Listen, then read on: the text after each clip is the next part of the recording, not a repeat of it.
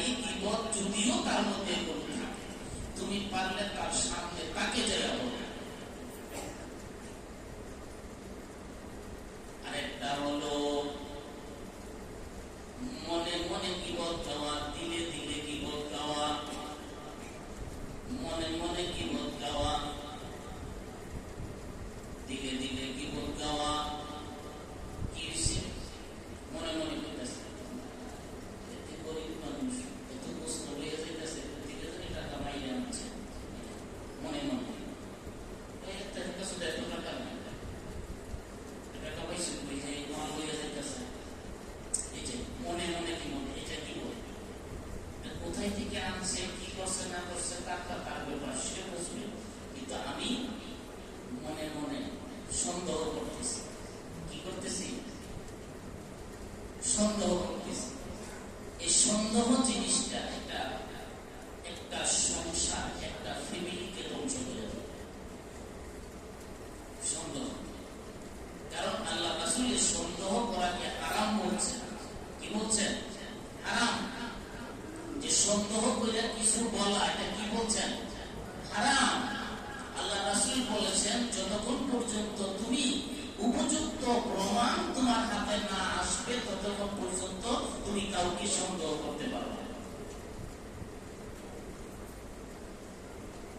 আল্লাহ রাসূল বলেছেন এক মহল্লায় একটা লোক খুন হয়েছে, কেউ দেখে নাই। অপর মহল্লা দিয়া একটা লোক বড় চাকু নিয়ে যাইতেছে, চাকু থেকে রক্ত টপকাইয়া পড়তেছে। তুমি ওই লোককে সন্দেহ করতে পারবা না যে সেই খুন করেছে। এমন হতে পারে সে পাশের বাড়ি থেকে বকরি জবাই করে যাইতেছে, তুমি কেন সন্দেহ করবা? কারণ এই সন্দেহে যাদের ভিতরে এই সন্দেহগুলো ঢুকে, ওই সমস্ত লোকের ফ্যামিলি, পরিবার কোনদিন শান্তিতে থাকতে পারে না। সে তার বউরও সন্দেহ করে, বোনারে সন্দেহ করে, মায়ের সন্দেহ করে, মারে সন্দেহ করে, বোনের সন্দেহ করে, ভাইয়ের সন্দেহ করে, পাড়া পুরুষের সন্দেহ করে, যারা তাদের সন্দেহ করে। এমন লোক আছে না নাই? এটাও এক ধরনের বিপদ। এটাও কি বিপদ? তুমি কি নিয়ে সন্দেহ করছো? তোমার কাছে উপযুক্ত প্রমাণ আছে? প্রমাণ ছাড়া কেন তুমি সন্দেহ করো? এই সন্দেহ করা এটাও হুমাজা। কিসের মধ্যে পড়ে? ওই হুমাজা। আল্লাহ বলতেছে ওই লুলি কুলি হুমাজা দিল হুমাজা, ধ্বংস হুমাজা। এই যে ব্যক্তি দেখছেন, এটাও ধ্বংস। আল্লাহ রাজা বর্ষিত হোক হুমাজার উপর, শক্ত বড় আযাব, কঠিন আযাব আল্লাহ নির্ধারিত করে রেখেছেন হুমাজা ব্যক্তি। হুমাজা তাফসীরের মধ্যে আছে আরেকটা ইশারায় গীবত করা। ইশারায়, এই ইশারা কেমনে? ইশারায় কিভাবে গীবত করে? দুইজন আপনারা কথা বলতেছেন, একজন লোক সন্দেহ করছে, সন্দেহটা ইশারা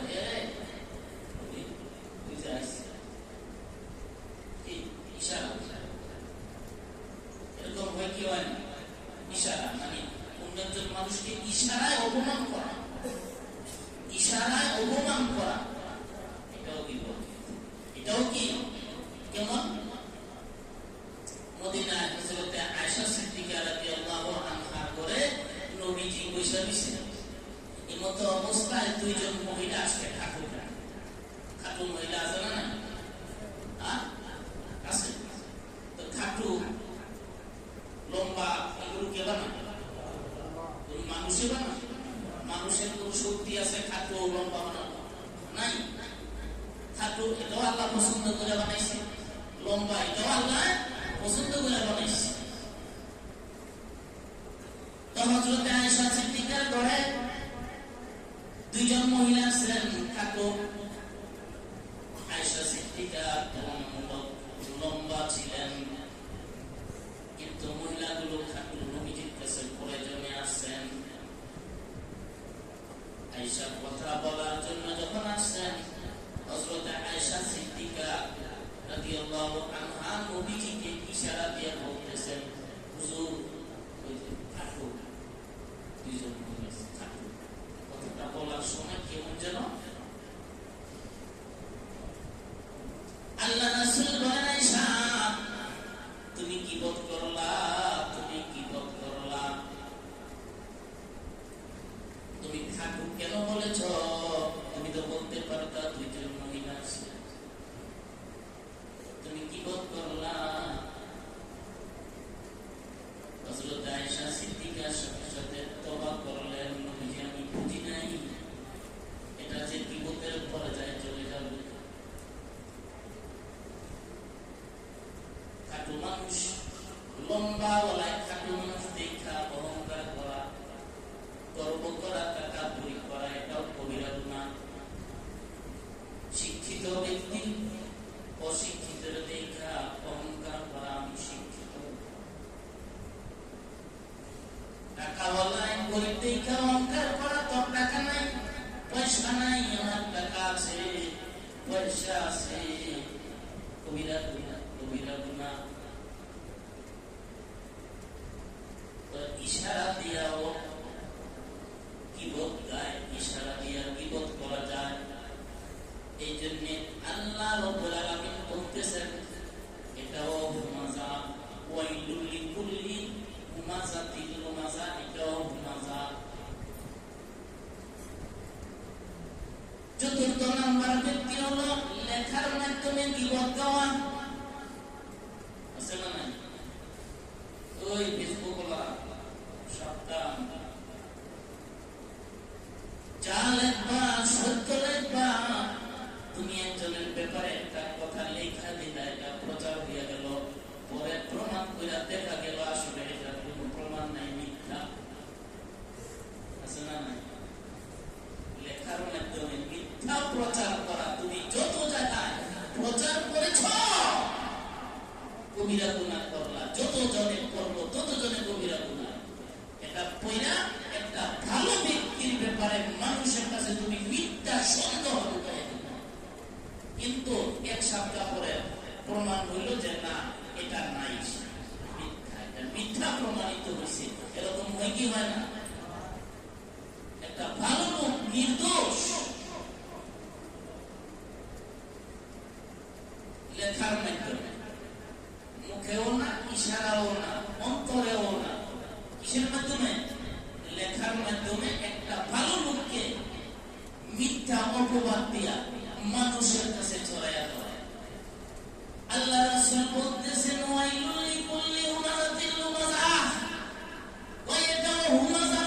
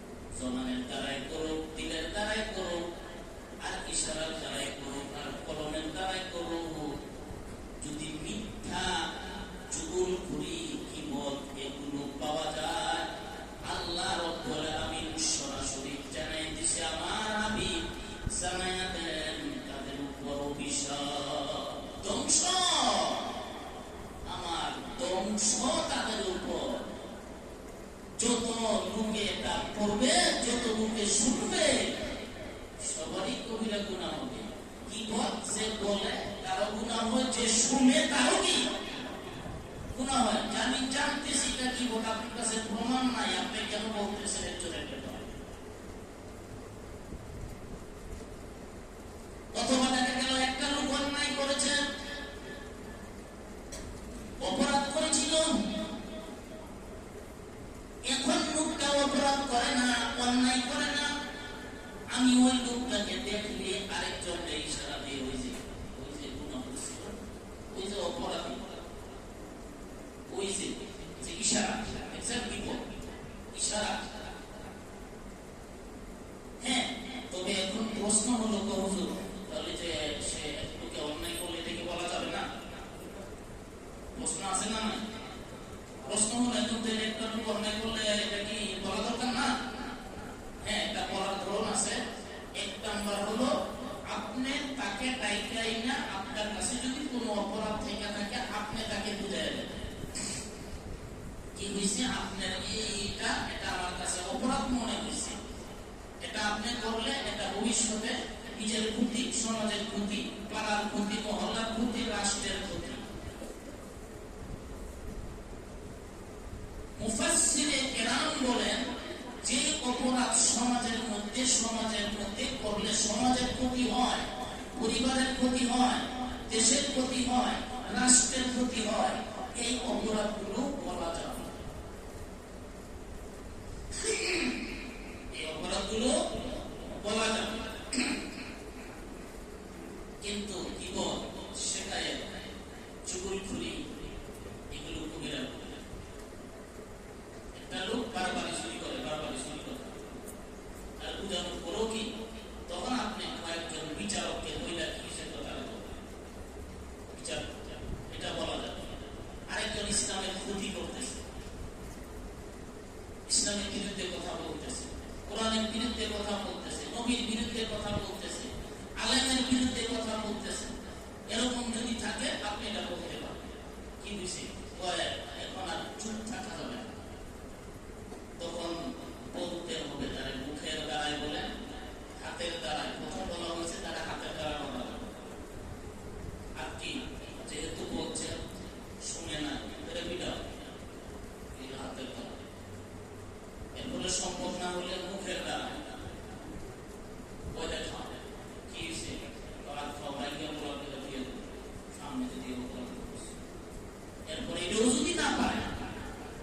যদি না পারে, তাহলে ঘৃণা করা, যে আমার শক্তি নেই আসলে বলা, কারণ আমার পাশে লোক নাই, আমারও শক্তি নাই, মুখে বলার আমার শক্তি নাই। তাহলে আল্লাহ রাসূল বলেন, মনে মনে ঘৃণা করবা,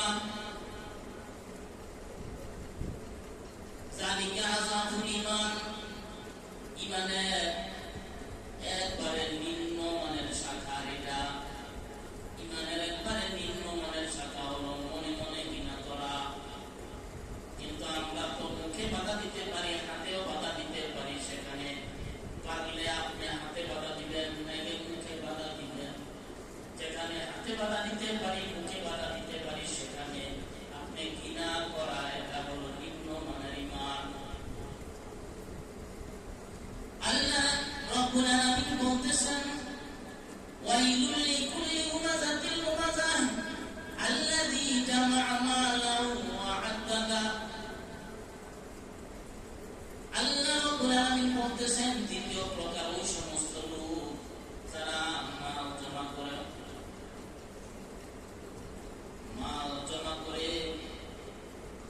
আর বারবার গনে,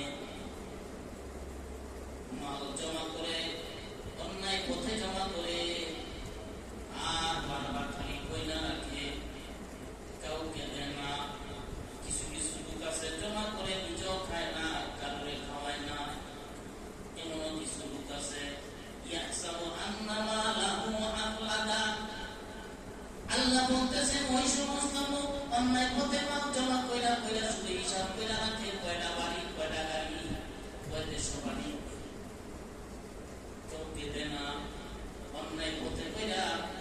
আর সে মনে মনে ধারণা করে, ইয়াহসাবু আন্না